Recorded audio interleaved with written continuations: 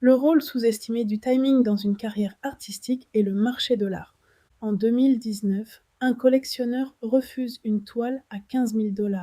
Trop tôt, pas assez validé, pas le bon moment. 18 mois plus tard, une œuvre comparable du même artiste dépasse les 900 000 en vente publique. Rien n'a changé dans la peinture. Tout a changé dans le timing. C'est probablement l'un des angles morts les plus puissants du marché de l'art. On parle de talent, de réseau, de discours, de qualité muséale, mais beaucoup plus rarement de ce facteur pourtant décisif, le moment exact où une œuvre rencontre sa réception. Non pas quand elle est prête, mais quand le marché est prêt. Ce n'est pas l'œuvre qui change, c'est le moment. On aime croire que le marché de l'art récompense la qualité. C'est rassurant, presque moral. Pourtant, les chiffres racontent une autre histoire.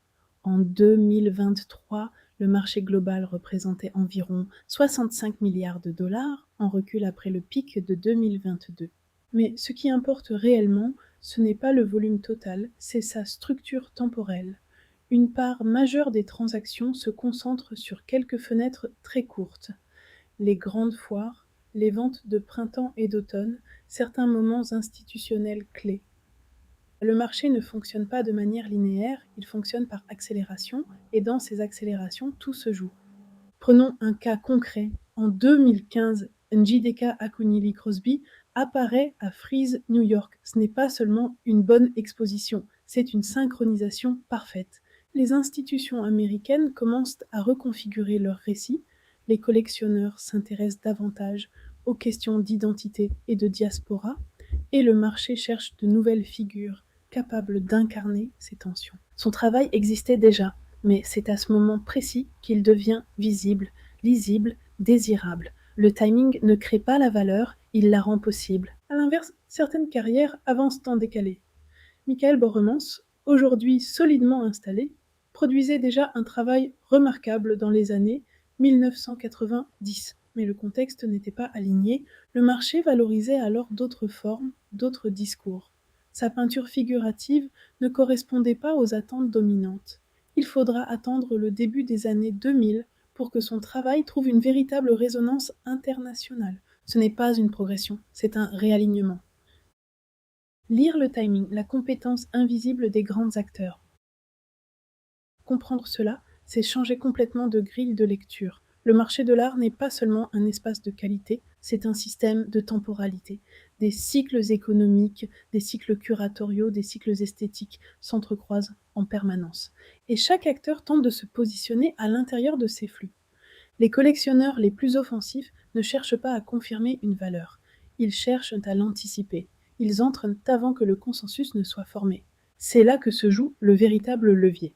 Stefan Simchowitz, au début des années 2010, a cristallisé cette approche. Très critiqué, il n'en restait pas moins extrêmement précis dans sa lecture du marché.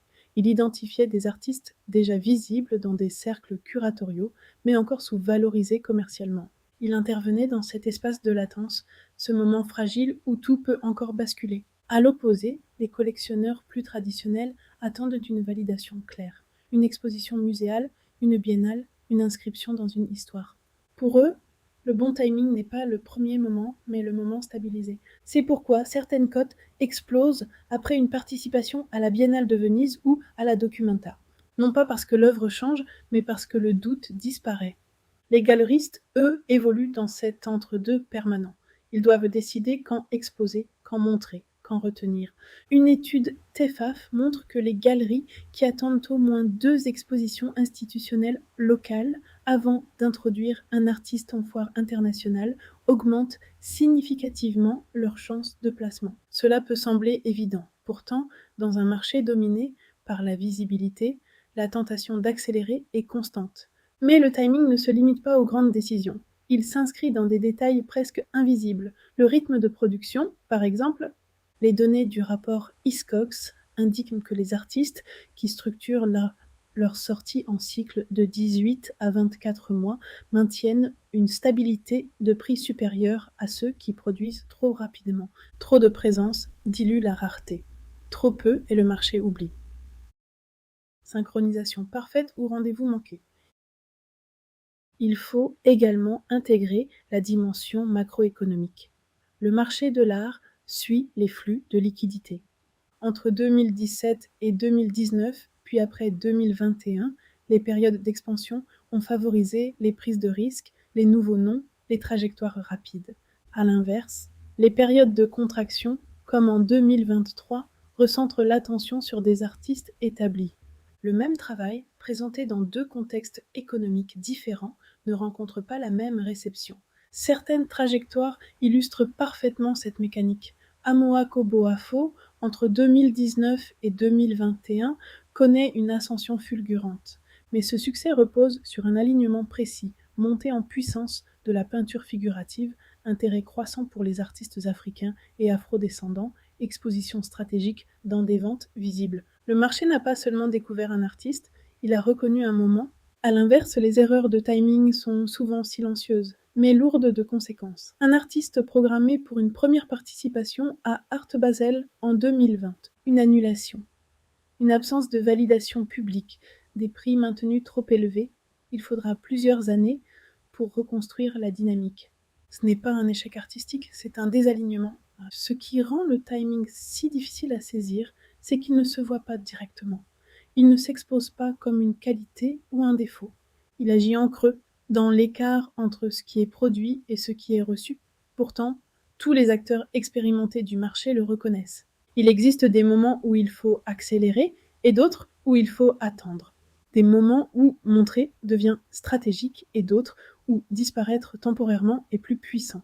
La carrière artistique dans ce contexte n'est pas une progression continue, c'est une succession de fenêtres. Certaines s'ouvrent brièvement, d'autres restent accessibles plus longtemps, mais toutes exigent une lecture fine du contexte. Le véritable enjeu n'est donc pas seulement de produire des œuvres fortes, c'est de savoir quand les rendre visibles. Et dans un marché où tout semble aller vite, la compétence la plus rare reste peut-être celle-ci.